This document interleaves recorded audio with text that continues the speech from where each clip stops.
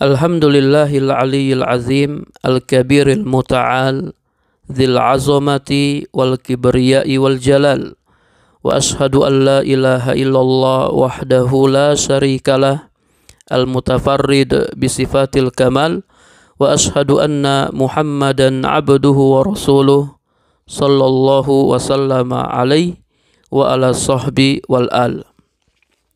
Para pendengar rahimakumullah, pada pertemuan sebelumnya telah kami sampaikan beberapa hadis yang menunjukkan dianjurkan membaca ayat kursi. Dianjurkan membaca ayat kursi. Namun yang dituntut bukanlah sekedar membaca tanpa mempelajari makna-maknanya, tanpa mentadabburi petunjuk-petunjuknya atau kandungan-kandungannya.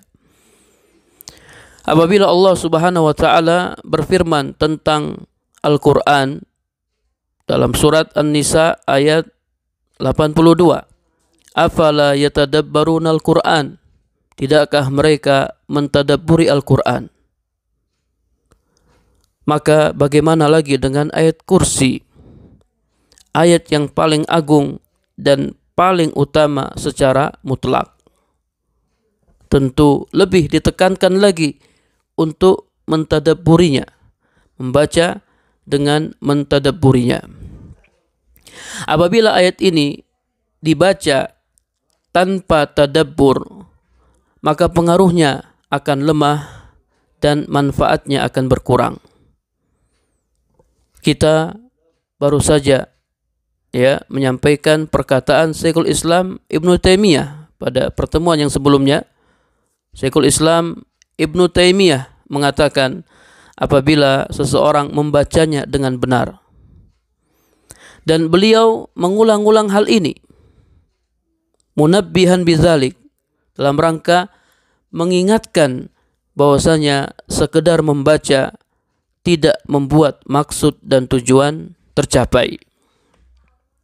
Maka akan sangat berbeda antara orang yang membacanya dengan hati yang lalai dan orang yang membacanya dengan merenungkan maknanya yang agung dan petunjuk-petunjuknya yang penuh berkah, yang menunjukkan tauhid dan pengagungan terhadap Allah Subhanahu wa taala. Orang yang membacanya dengan merenungkan makna-maknanya dan kandungan-kandungannya, maka hatinya akan dipenuhi dengan tauhid.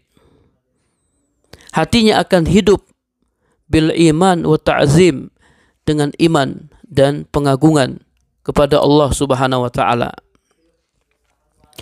Membaca ayat kursi dengan berulang-ulang disertai dengan tadabbur memiliki faedah yang agung dan penting.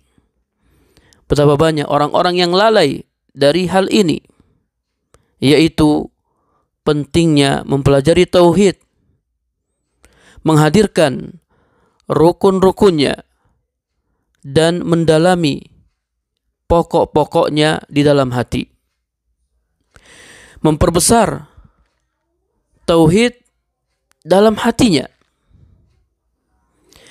Berbeda dengan orang-orang yang meremehkan perkara tauhid dan meremehkan mempelajarinya.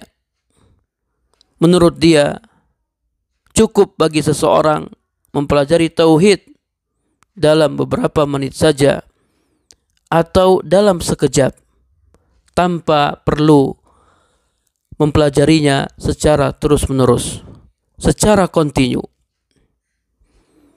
Sesungguhnya ayat yang mulia, yang penuh berkah ini tersusun atau terdiri dari 10 kalimat. Di dalamnya terdapat penjelasan tentang mengesahkan Allah, memuliakan dan mengagungkannya. Penjelasan tentang keesaannya dalam kesempurnaan dan kemuliaan yang akan mewujudkan penjagaan dan kecukupan bagi orang yang membacanya.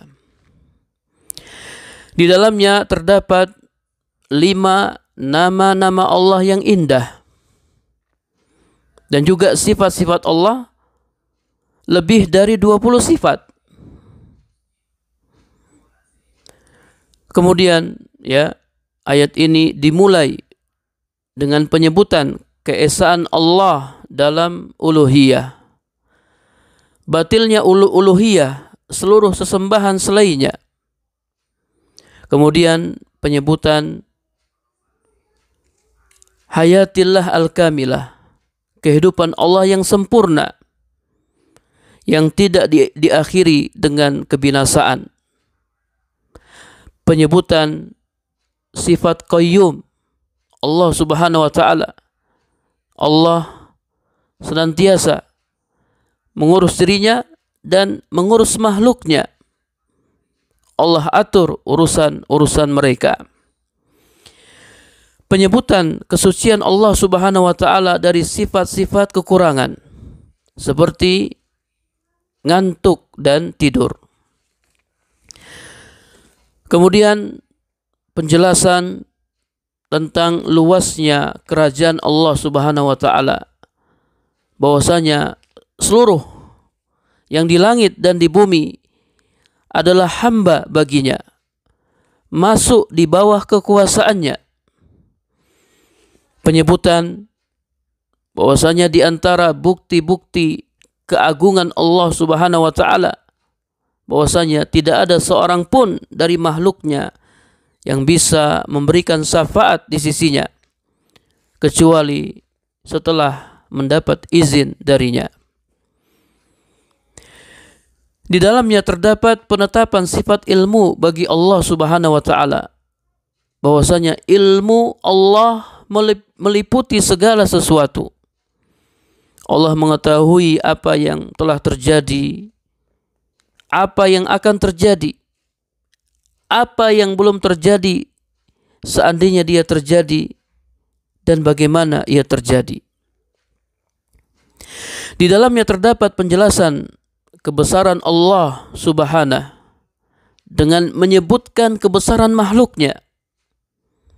Apabila kursi yang merupakan salah satu makhluk di antara makhluk-makhluk Allah yang luasnya meliputi langit dan bumi, Allahu Akbar, lalu bagaimana dengan pencipta yang maha mulia, Rabb yang maha agung.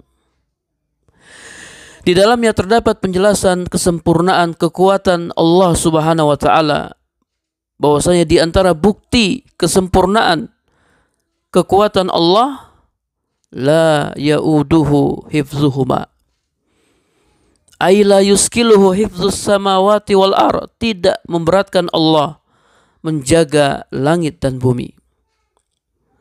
Kemudian ya, ayat ini ditutup dengan penyebutan 2 nama yang agung bagi Allah subhanahu wa ta'ala, yaitu Al-Aliyyul Azim. Al-Aliyyul Azim. Di dalamnya terdapat penetapan ketinggian Allah subhanahu, baik secara zat, kedudukan, maupun kekuasaan. Dan penetapan keagungan Allah subhanahu wa ta'ala dengan mengimani bahwasanya seluruh makna-makna keagungan dan kemuliaan adalah miliknya. Tiada seorang pun yang berhak untuk diagungkan, dibesarkan, dan dimuliakan selain Allah subhanahu wa ta'ala. Inilah ya kandungan global ayat kursi. Dia adalah ayat yang sangat agung, yang terdapat di dalamnya makna-makna yang mulia, petunjuk-petunjuk yang dalam, pengetahuan iman yang menunjukkan keagungan dan kemuliaan kedudukan ayat ini. Para pendengar rahimakumullah, mari kita simak penjelasan Syekh Abdurrahman As-Sa'di tentang ayat ini.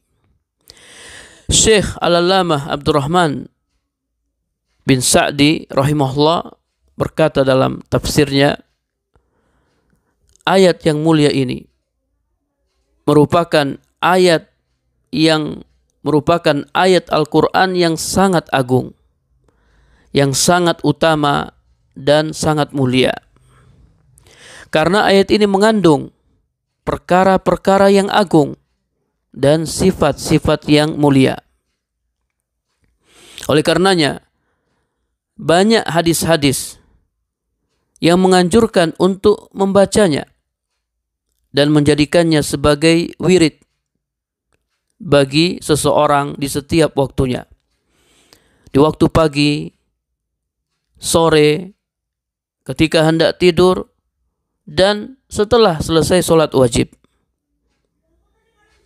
Dalam ayat ini Allah Subhanahu wa ta'ala mengabarkan tentang dirinya yang mulia, bahwasanya tidak ada ilah yang hak kecuali Dia, bi annahu la ilaha illahu ay la ma'buda bihaqqin siwa.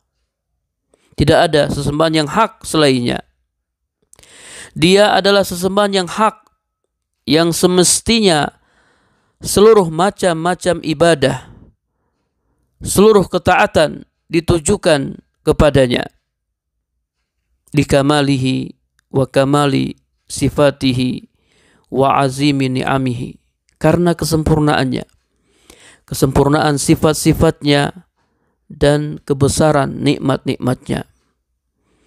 Karena hamba layak menjadi hamba bagi Rabbnya, melaksanakan perintah-perintahnya dan menjauhi larangan-larangannya.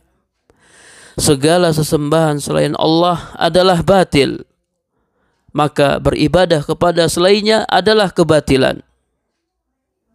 Likauni masi wallah mahluqan naqisan mudabbara fakiran min jami'il wujuh. Karena selain Allah adalah makhluk yang penuh kekurangan, yang diatur dan butuh kepada Allah dari segala sisi. Falam yastahiqqa syai'an min anwa'il ibadah. Maka dia tidak pantas untuk dipersembahkan kepadanya macam-macam ibadah. Satupun dari macam-macam ibadah. Lam yastahiqqa syai'an min anwa'il ibadah. Dia tidak berhak sesuatu pun dari macam-macam ibadah. Kemudian firman Allah Ta'ala, Al-Hayyu Al-Qayyum, yang maha hidup kekal, lagi terus-menerus mengurus makhluknya. Ini adalah dua nama yang mulia, yang menunjukkan seluruh nama-nama yang indah, baik dengan penunjukan yang bersesuaian, kandungan, dan kelaziman. Fal-Hayyu, Al-Hayyu adalah zat yang memiliki kehidupan yang sempurna, yang melazimkan seluruh sifat-sifat zatiyah, yakni sifat-sifat yang berhubungan dengan zat Allah Subhanahu wa ta'ala, seperti mendengar, melihat, ilmu, kudrah, dan yang lainnya. Adapun Al-Qayyum huwa alladhi qama bi nafsihi wa qama bi ghairihi, yaitu yang berdiri sendiri, mengurus dirinya dan terus-menerus mengurus makhluknya. Dan hal itu melazimkan seluruh perbuatan-perbuatan yang Rabbul Alamin, Allah Subhanahu wa ta'ala, mensifati dirinya dengannya dari perbuatannya yang dikehendakinya. Melazimkan sifat-sifat fi'liyah, ini sifat yang berhubungan dengan perbuatan Allah Subhanahu wa ta'ala yang dikehendakinya, seperti bersemayam, turun, berbicara, berkata, menciptakan, memberikan rezeki, mematikan, menghidupkan, dan seluruh macam-macam pengaturan. Semua ini masuk dalam qayyumiyah al-bari. Sifat qayyumiyah al-bari. Oleh karenanya sebagian ahli tahqiq berkata innahuma al-ismul a'zam, sesungguhnya keduanya adalah nama yang sangat agung, di mana apabila Allah disuruh dengannya maka Allah akan mengabulkan. Apabila Allah diminta dengannya maka Allah akan memberi. Nama yang sangat agung. Dan di antara kesempurnaan sifat haya dan qayyum Allah Subhanahu wa taala, annahu la ta'khudhuhu sinatu wala naum. Bahwasanya Allah tidak mengantuk dan tidak pula tidur. Lahu ma fis samawati wa ma fil ar. Kepunyaan Allah apa-apa yang ada di langit dan apa-apa yang ada di bumi. Dialah ya pemilik. Adapun yang selainnya adalah yang dimiliki. Dialah pencipta, pemberi rezeki dan pengatur. Sementara selainnya adalah makhluk yang diciptakan, mazruk yang diberi rezeki, mudabbar yang diatur. Tidak memiliki untuk dirinya dan untuk selainnya seberat zarah pun di langit dan di bumi. Oleh karenanya Allah Subhanahu wa taala berfirman, "Man dzalladzi yashfa'u 'indahu illa bi'idzni." Ay la ahad yashfa' 'indahu biduni idznihi. Tidak ada seorang pun yang dapat memberi syafaat di sisinya kecuali dengan izinnya. Syafaat seluruhnya adalah milik Allah Subhanahu wa taala. Syafaat seluruhnya milik Allah. Namun apabila Allah ingin merahmati ya orang-orang yang Dia kehendaki dari hamba-hambanya, maka Allah Subhanahu wa taala mengizinkannya untuk memberikan syafaat. Orang yang memberikan syafaat tidak bisa langsung memberikan syafaat sebelum ada izin dari Allah Subhanahu wa taala.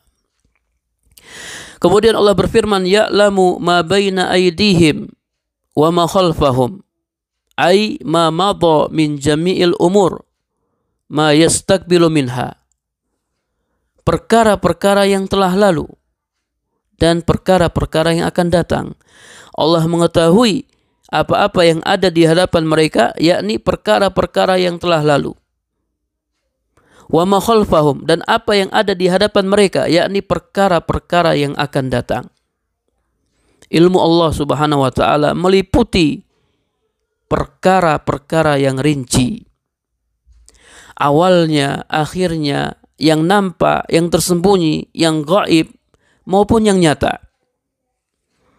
Sementara hamba tidak memiliki sesuatu pun dari perkara dan ilmu seberat zarrah kecuali apa yang Allah ajarkan kepada mereka. Kita nggak punya ilmu, sama sekali tidak punya ilmu kecuali apa yang Allah ajarkan kepada kita.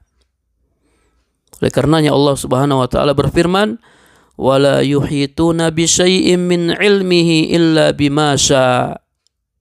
Mereka tidak mengetahui sedikit pun dari ilmu Allah melainkan apa yang dikehendakinya.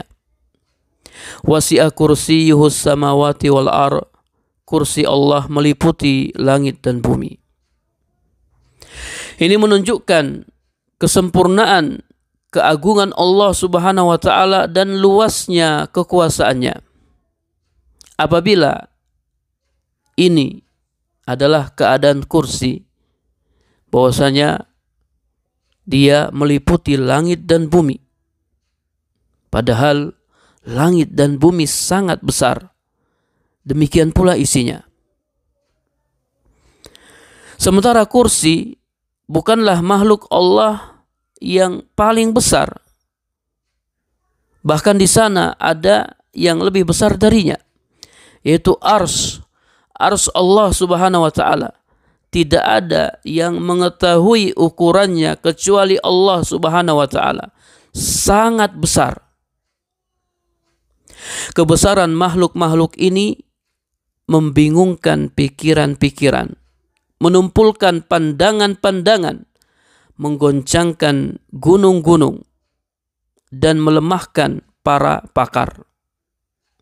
Kita tidak bisa membayangkan bagaimana besarnya kursi Allah Subhanahu wa taala, bagaimana besarnya ars Allah Subhanahu wa taala.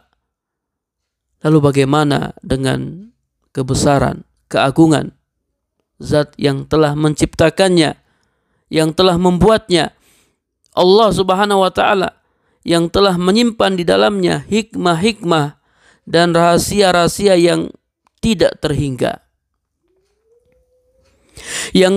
Zat yang telah menahan langit dan bumi agar tidak jatuh tanpa capek dan lelah.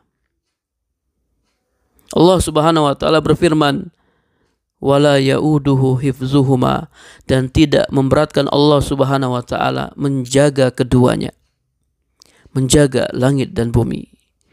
Wa huwal aliyyu, dan dia maha tinggi dengan zatnya, fauqa arsyihi, di atas arsnya, maha tinggi dengan kekuasaannya dari seluruh makhluknya, maha tinggi dengan kedudukannya karena kesempurnaan sifat-sifatnya. Al-Azim, yang maha agung, yang hina di hadapan kebesarannya, kesombongan para raja yang congkak, yang kecil di hadapan kemuliaannya, batang hidung raja-raja yang perkasa.